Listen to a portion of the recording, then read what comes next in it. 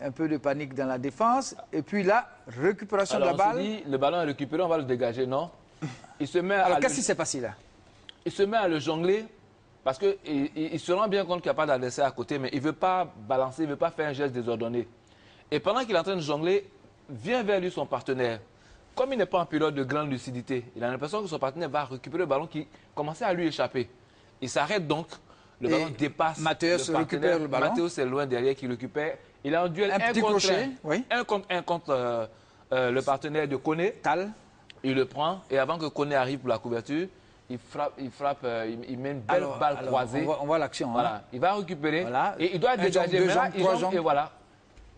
Il est embarrassé, il ne sait pas quoi faire du ballon. Il laisse une balle en rade. Et comme ils sont en surnom, ils ont le sentiment que c'est possible de faire quelque chose.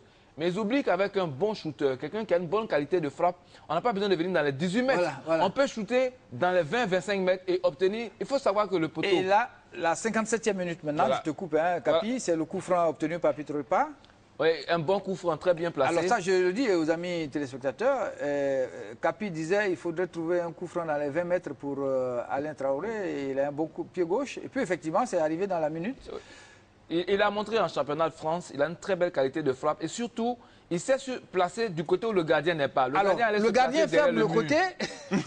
Le gardien, en fait, le gardien, vous savez, le gardien, quand il place le mur, il a deux contraintes. Il doit placer le mur devant le ballon et se placer lui-même légèrement décalé par rapport au mur pour voir la course du ballon. Donc, quand il s'est placé dans le coin droit, ici il est placé dans la perspective d'aller très vite derrière le mur parce que dans son idée, Traoré va faire un lob au-dessus du mur. Donc, il était sur cet axe.